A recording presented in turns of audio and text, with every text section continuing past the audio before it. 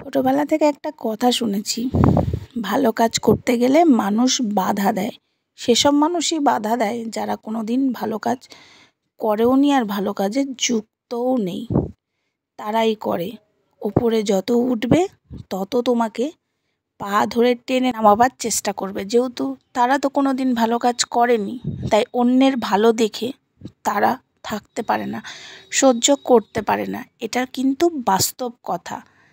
তাই জন্য সেসব মানুষের দিকে না তাকিয়ে নিজের লক্ষ্য স্থির রাখতে হবে, নিজের লক্ষ্যর দিকে পৌঁছে যেতে হবে। এটা আমি এখন ভালো মতো বুঝে গেছি।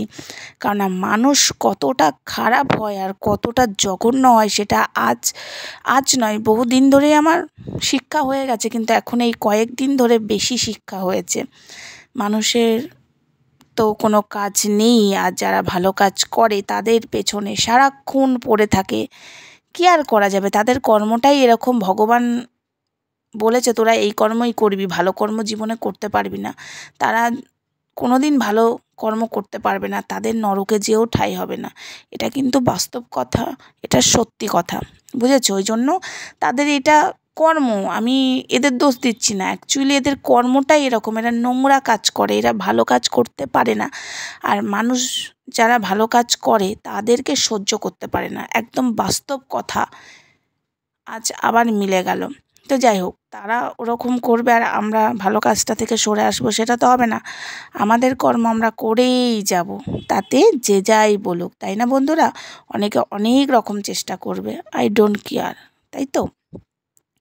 সঙ্গীতা চক্রবর্তী যখন আমাদের সাথে আছে, সঙ্গীতা ম্যাডাম যখন আছে, আমরা আরও দূরে এগিয়ে যাব আর আমরা আরও ভালো কাজ করব।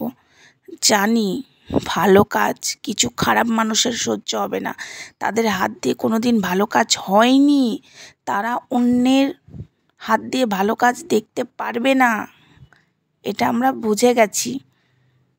আর মানুষ যারা যারা ভাবে যে আমি সতী নারী, একদমই না। এই জগতে সতী নারী বড় কথা হয়ে যাবে, পরের লাইনটা বললে। ছাড়ো, বড় কথা আর বললাম না। সবাই ভাবে যে আমি সাধু, আমি সাধু, কিন্তু তারাই নোংরা কাজ করছে। তাদের ওই একটাই কথা আছে না, জুতো মেরে গরু দান। হ্যাঁ, ওরা আগে জুতোটা মেরে নেয়, তারপরে বলে না তো আমি ভালো কাজ করেছি, আমি গরু দান করেছি। কিন্তু সেই মানুষটাকে আগে জুতো মেরে নিল, তারপরে গরুটাকে দান করে পুণ্যির কাজ করার চেষ্টা করলো। বাট সেটা কি পুণ্যি হবে? একদমই হবে না। তাই তো কথায় উঠেছে, জুতো মেরে গরু দান।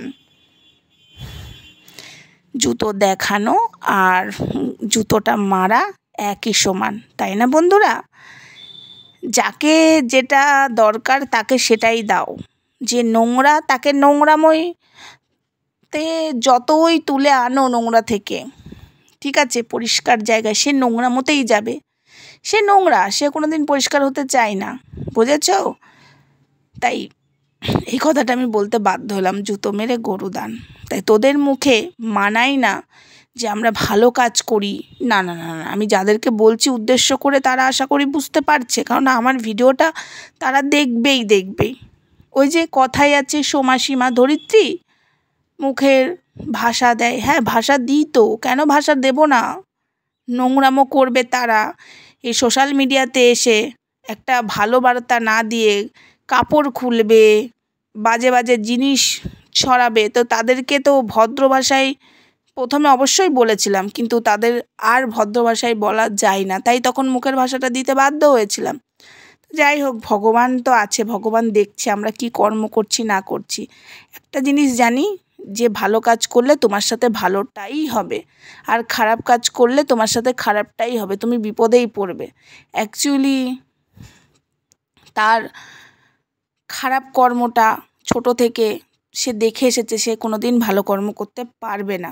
আর যে ছোট থেকে ভালো কর্ম দেখে এসছে, সে ভালো কর্মটাই করবে। এটা কিন্তু বাস্তব কথা। তো চলো, কথায় কথায় তোমাদের পুরো ভিডিওটা দেখা হয়ে গেল। আমি আজ সারাদিন কি করেছি। হ্যাঁ, আজ আমি সারাদিন খুবই ব্যস্ত ছিলাম। আর এই জগন্নাথের আরতি হচ্ছে। জয় জগন্নাথ, জয় জগন্নাথ। সবাইকে মঙ্গল করো, নিজে ভালো থেকো, সকলকে সুস্থ রেখো। এই কথাটা একজনকে আমি ভিডিওতে বলেছি বলে বড্ড গায়ে লেগেছে। তো তাকে নিয়ে আমার ভিডিও আসছে, চৌথা কমেন্ট করেছে। আমি পারলে কমিউনিটি পোস্টে দিয়ে দেব, কমেন্টটা দেখে নেবে। বড্ড গায়ে লেগেছে, বুঝেছো ওই ম্যাডামের। তো চলো, টাটা বাই বাই, সবাই ভালো থেকো।